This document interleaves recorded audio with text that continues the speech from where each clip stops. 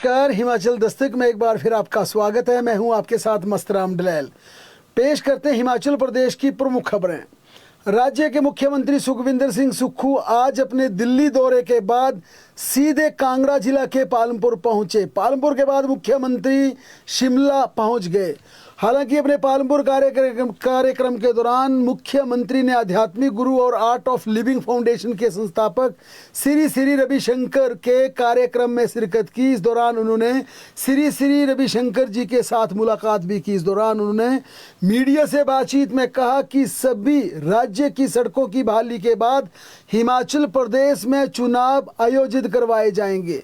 मुख्यमंत्री ने कहा कि सरकार नहीं चाहती कि प्रदेश की कुछ सड़कें बंद होने के कारण प्रदेश के कुछ लोग वोट देने से वंचित हो जाएं, यानी कि इस भारी त्रासदी में प्रदेश के जिन हिस्सों में काफ़ी उथल पुथल हुई है, काफ़ी नुकसान हुआ, जहां पर रोड कनेक्टिविटी का इशू है, मुख्यमंत्री का कहना था कि सरकार नहीं चाहती कि उन लोगों को वोट से वंचित करके आनन फानन में चुनाव करवाए जाए। मुख्यमंत्री ने यह भी कहा कि इलेक्शन कमीशन ने बीते कल जो नोटिफिकेशन जारी की है उसे पूरी तरह से एग्जामिन किया जा रहा। उनका कहना था कि कानूनी पहलुओं का अध्ययन किया जा रहा है। मुख्यमंत्री ने कहा कि कैबिनेट ने पंचायत के पुनर्गठन का फैसला लिया है। मुख्यमंत्री के इस बयान के बाद यह साफ हो गया कि राज्य सरकार अभी हिमाचल प्रदेश में चुनाव करवाने के मूड में नहीं है। उधर चुनाव आयोग ने 23 मई पर चुनाव करवाने के लिए कमर कस ली है। इसके चलते अब टकराव की स्थिति पैदा हो गई है। राज्य चुनाव आयोग ने पंचायतों और स्थानीय निकायों की डीलिमिटेशन पर पूर्णतया रोक लगा दी है। इसके अलावा चुनावी प्रक्रिया से पीछे हट रहे जिला के सभी डीसीज को कारण बताओ नोटिस जारी कर दिए। हालांकि ये नोटिस सॉफ्टवेयर फॉर्म में भेजा गया, यानी कि दंडित करने वाली भाषा नहीं है सॉफ्टवेयर, लेकिन ये नोटिस कारण बताओ नोटिस है। 13 नवंबर को जारी किए गए इस नोटिस में राज्य चुनाव आयुक्त ने कहा है कि उपायुक्तों को फॉर्म 15 को साइन करना था और इस फॉर्म को साइन करने के बाद इलेक्शन की आगे कार्रवाई शुरू होनी थी। इसके अलावा कहा गया है कि वोटर लिस्ट का प्रकाशन अभी तक क्यों नहीं किया गया। ये बातें पूछी गई है कि फॉर्म 15 को आपने साइन क्यों नहीं किया। दूसरा पूछा गया है वोटर लिस्ट को आपने अधिसूचित क्यों नहीं किया, उनका प्रकाशन क्यों नहीं किया। और राज्य चुनाव आयोग ने डीसीज को भेजी चिट्ठी पर 17 नवंबर तक जवाब मांगा है। राज्य चुनाव आयुक्त अनिल खाची का कहना है कि उपायुक्तों का अभी तक जवाब नहीं आया। उनका कहना है कि चुनाव आयोग ने 3 crore postal ballot paper print कर लिए हैं, लेकिन किसी भी प्रदेश के डीसी ने इलेक्शन मटेरियल को नहीं उठाया है। उन्होंने कहा इस मुद्दे पर उन्होंने चीफ सेक्रेटरी रेवेन्यू डिपार्टमेंट के सेक्रेटरी, शहरी और पंचायती राज विभाग के सचिव, होम विभाग के सचिव को बैठक के लिए बुलाया था।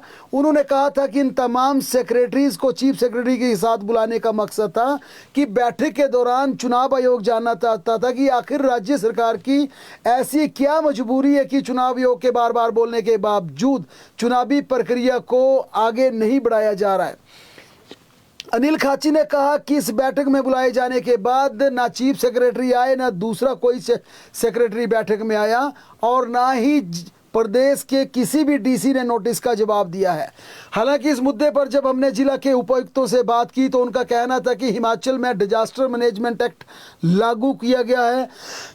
चीफ सेक्रेटरी ने इस एक्ट को जारी करने की नोटिफिकेशन जारी की है। लिहाजा जब चुनाव आयोग का हमें नोटिस आया जिसमें हमसे पूछा गया कि आपने फॉर्म 15 साइन क्यों नहीं किया, आपने वोटर लिस्ट को नोटिफाई क्यों नहीं किया, आपने इलेक्शन मटेरियल को क्यों नहीं उठाया, इस पर तमाम डीसीज का कहना था कि हमने इस कारण बताओ नोटिस का जवाब वापस दे दिया है चुनाव आयोग को और हमने स्थिति स्पष्ट कर दी है कि हिमाचल प्रदेश में डिजास्टर मैनेजमेंट के तहत जो अधिसूचना जारी चीफ सेक्रेटरी ने की है, इस कारण चुनावी प्रक्रिया पर रोक लगाई गई है। सरकार के आदेश है इस एक्ट के अनुसार कि पहले डिजास्टर पर काम करना है, लोगों को आपदा से बचाने के लिए काम करना है और हमने इसका हवाला देते हुए चुनाव आयोग को कारण बताओ नोटिस का रिप्लाई भेज दिया है। अब इस पूरे प्रकरण में बड़ी बात निकलकर सामने आई है कि अब टकराव और बढ़ेगा, क्योंकि चुनाव आयोग ने इस मसले को राजभवन तक ले जाने के संकेत दिए हैं और राज्य सरकार ने कानूनी पहलुओं पर विचार करने की साफ साफ बात कही है। लिहाजा इस टकराव की स्थिति में एक बात साफ हो गई है कि मसले का हल ना निकला तो टकराव प्रदेश में बड़ा तूफान ला सकता है, यानी कि इस पूरे मुद्दे पर कुछ बड़ा हो जाएगा। बड़े होने के पूरे आसार बन रहे हैं, क्योंकि स्थिति इस प्रकार की बन रही है कि प्रदेश में पंचायत चुनाव होने हैं।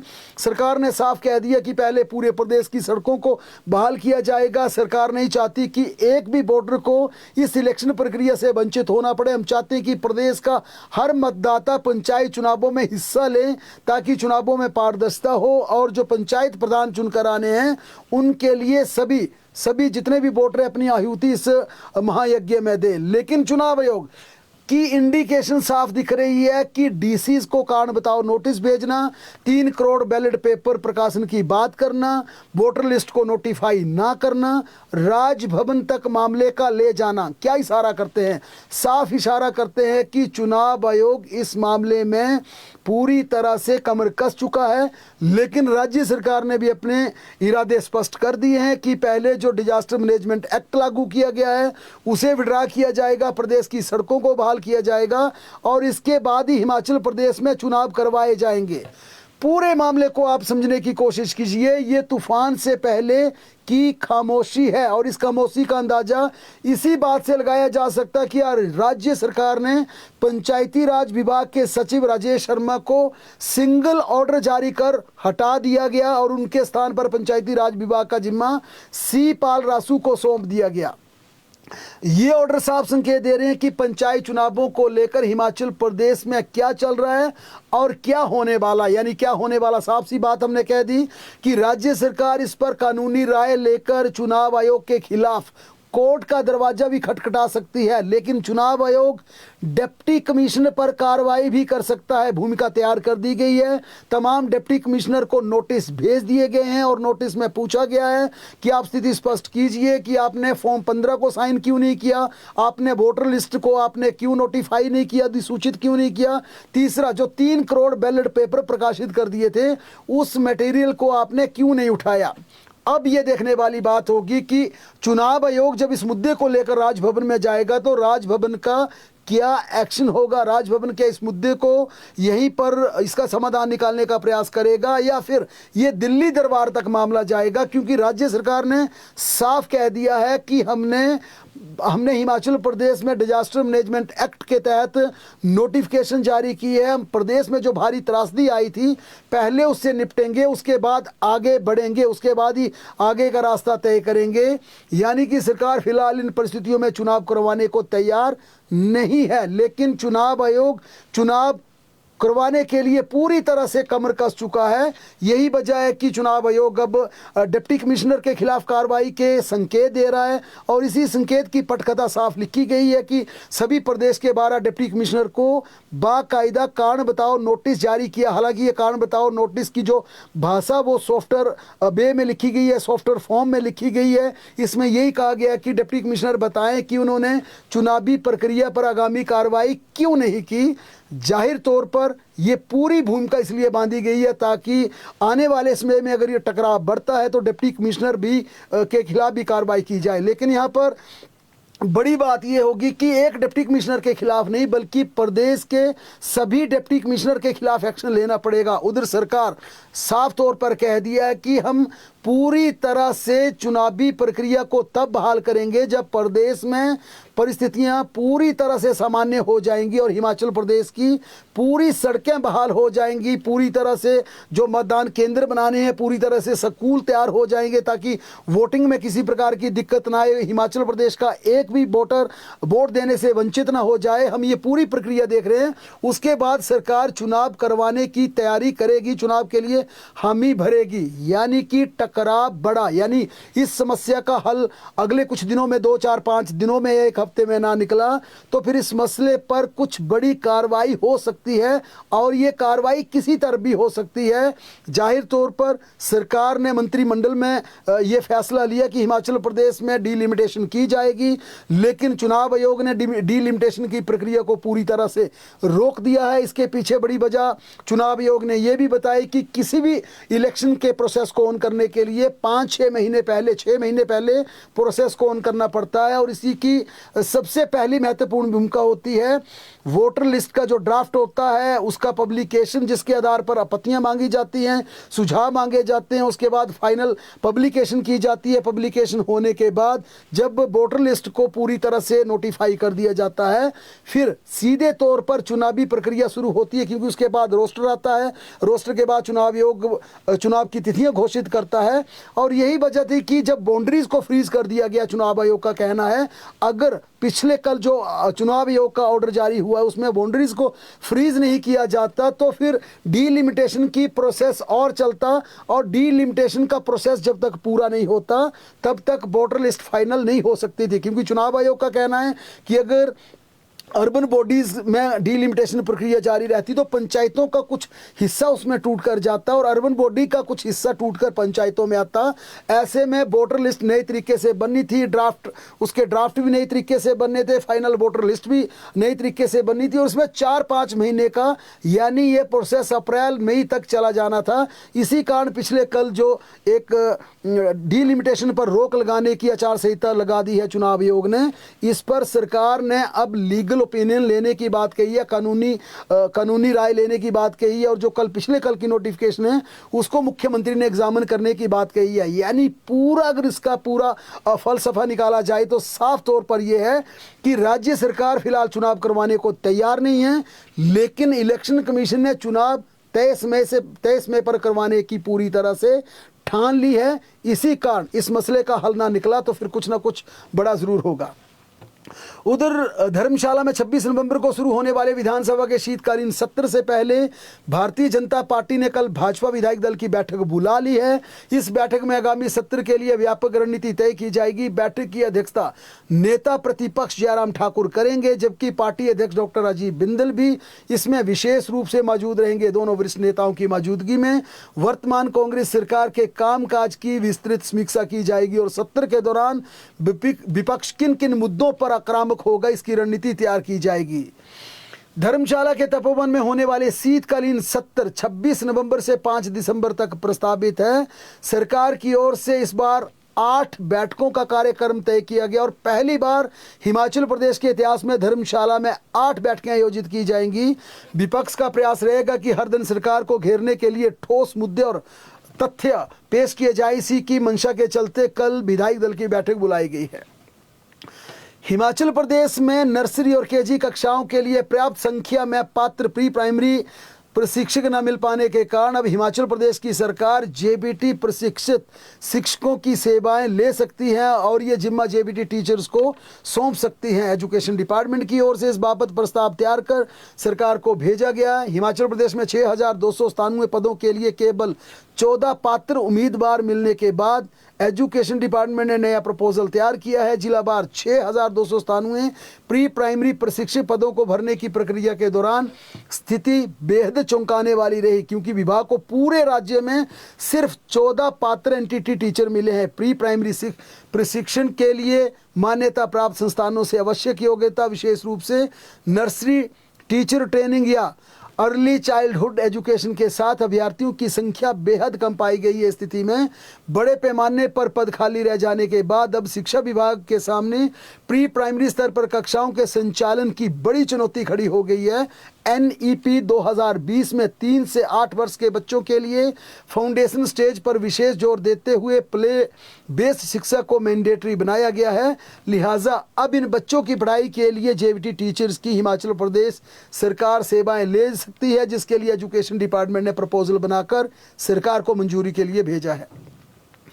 राज्य के सरकारी स्कूलों के छठी कक्षा के विद्यार्थियों को कंप्यूटर की पढ़ाई के लिए अब 9वीं कक्षा तक का इंतजार करना पड़ सकता है, क्योंकि प्रदेश सरकार की तरफ से शिक्षा बोर्ड के भेजे प्रस्ताव को अभी तक फिलहाल मंजूरी नहीं मिली है।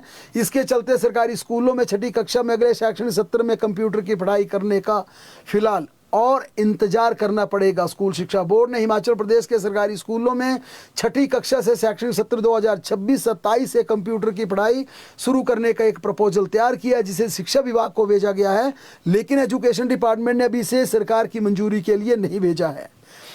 प्रदेश सरकार के कार्मिक विभाग ने लोक सेवा आयोग को भेजी जाने वाली भर्ती मांग के लिए संशोधित फॉर्म 23 अनिवार्य रूप से अपनाने के निर्देश जारी किए हैं। ये निर्देश कार्मिक विभाग द्वारा राज्य के सभी प्रशासनिक सचिवों, विभागाध्यक्षों, बोर्डों, निगमों, परिषदों और स्वतः निकायों को भेजे गए आधिकारिक पत्र के माध्यम से दिए गए हैं। कार्मिक विभाग ने बताया कि हिमाचल प्रदेश भर्ती एवं सरकारी कर्मचारियों की सेवा शर्तें अधिनियम 2024 लागू होने के बाद सरकार ने 19 जुलाई 2025 को ग्रुप ए, बी और सी पदों के लिए नई जॉब ट्रेनिंग स्कीम अधिसूचित कर दी है। हिमाचल प्रदेश हाई कोर्ट में सांसद कंगना रनौत की सीट मंडी पर हुए चुनाव को चुनौती देने वाली याचिका पर आज सुनवाई हुई। अदालत में आज याचिकाकर्ता और प्रतिवादी पक्ष ने अपने अपने दावे अदालत में प्रस्तुत किए। अब कोर्ट दोनों पक्षों द्वारा दिए मुद्दे सिलेक्ट करेगा। इसके बाद इन इशू पर दोनों पक्ष अपनी अपनी दलीलें अदालत के समक्ष रखेंगे। केस की अगली सुनवाई 5 से 6 हफ्ते के बाद हो सकती है। दरअसल किन्नौर निवासी लाइकराम नेगी ने कंगना के चुनाव को हाई कोर्ट में चुनौती दी है। याचिकाकर्ता ने एडवोकेट ने अदालत को बताया कि लाइकराम नेगी का नामांकन गलत तरीके से रद्द किया गया। इसी आधार पर उन्होंने मंडी लोकसभा चुनाव को रद्द कर दोबारा मतदान करवाने की कोर्ट में गुहार लगाई है। हाई कोर्ट ने सेवानिवृत्त न्यायाधीशों की 1 अक्टूबर 2024 से लंबित मेडिकल रीइंबर्समेंट की बकाया राशि को तुरंत जारी करने के आदेश जारी किए हैं। मुख्य न्यायाधीश गुरमीत सिंह सिंधवाली और न्यायाधीश जियालाल भारद्वाज की खंडपीठ ने प्रधान सचिव वित्त देवेश कुमार को फंड जारी करने को लेकर व्यक्तिगत रूप से हल्फनामा दाखिल करने के आदेश पारित किए हैं। अदालत ने यह भी सुनिश्चित करने को कहा है कि पिछले 2 वर्षों में हाई कोर्ट के रजिस्ट्रार की ओर से भेजे गए सभी प्रस्तावों का विवरण दिया जाए कि किस प्रस्ताव को मंजूरी मिली है और किसे अस्वीकार किया गया। अदालत ने स्पष्ट किया कि रजिस्ट्रार जनरल की ओर से मांगे जाने वाले सभी फंड को 1 सप्ताह के भीतर तुरंत उपलब्ध करवाया जाए, अन्यथा आवश्यक आदेश पारित किए जाएंगे। इस मामले की अगली सुनवाई 8 दिसंबर को निर्धारित की गई है। हिमाचल प्रदेश हाई कोर्ट ने मेडिकल कॉलेज टांडा में 80 नर्सों की आउटसोर्स भर्ती प्रक्रिया पर रोक लगा दी है। आउटसोर्स पर यह एक बड़ा फैसला अदालत का आया। अदालत ने पसंदीदा कंपनी को ठेका देने पर नाराजगी जताते हुए Beas infra build private limited को भी इस मामले में प्रतिवादी बना दिया है। टेंडर प्रक्रिया में पारदर्शिता की कमी पर कंपनी को नोटिस जारी किया है। मामले की अगली सुनवाई 18 दिसंबर को निर्धारित की गई है। कोर्ट ने स्पष्ट किया कि 12 अगस्त को अंतरिम आदेश जारी रहेगा और अनुमति के बिना किसी भी उम्मीदवार को ना तो चयनित किया जाएगा और ना ही नियुक्त किया जाएगा। संजौली में मस्जिद मामले को लेकर देवभूमि संघर्ष समिति ने संजौली पुलिस स्टेशन के बाहर 3 प्रमुख मांगों को लेकर 24 घंटे का अनशन शुरू किया है। इनकी प्रमुख मांगे हैं कि बीते शुक्रवार को पुलिस द्वारा जो देवभूमि संघर्ष समिति के पदाधिकारियों पर FIR दर्ज की गई उसे वापस लिया जाए। कोर्ट द्वारा अवैध करार मस्जिद का बिजली पानी काटा जाए। कोर्ट के आदेशानुसार मस्जिद के ढांचे को गिराया जाए। उधर कांगड़ा जिला में पुलिस ने शादी का झांसा देकर लोगों से लाखों रुपए के जेवर ठगने का एक संगठित गिरोह का पर्दाफाश किया है। पुलिस ने इस मामले में 5 आरोपियों को गिरफ्तार किया। इसमें 3 महिलाएं शामिल हैं। थाना नगरोटा बंगवा में 34 साल के शिवपाल निवासी पटियालगढ़ ने शिकायत दी थी कि आरती प्रदीप, बलवंत सिंह, राजप्रीत कौर और रेणु नामक व्यक्तियों ने उनकी शादी पंजाब निवासी रेणु से करवाई। शादी के बाद आरोपी महिला और उसके साथी जेवर व नकदी लेकर फरार हो गए। अदालत ने सभी को 20 नवंबर तक पुलिस रिमांड पर भेज दिया है। कुल्लू जिला में 3 अलग अलग मामलों में पुलिस ने 6 किलो चरस बरामद कर 3 अलग अलग आरोपियों को गिरफ्तार किया है। हिमाचल प्रदेश में मौसम की बात करें तो हिमाचल में बारिश के लिए लोगों को लंबा इंतजार करना पड़ सकता है। नवंबर माह के आखिरी दिनों के साथ दिसंबर माह के पहले सप्ताह भी बारिश होने की कम संभावना जताई गई है। मौसम विज्ञान केंद्र शिमला की माने तो इस दौरान अधिकतम तापमान सामान्य बना रहेगा, मगर न्यूनतम तापमान में उतार चढ़ाव का क्रम जारी रहेगा, जिससे लोगों को आगामी दिनों में भी कड़ाके की ठंड का सामना करना पड़ सकता है। बहरहाल प्रदेश की तमाम बड़ी खबरों के लिए लगातार जुड़े रहें हमारे साथ, देखते और पढ़ते रहें हिमाचल दस्तक।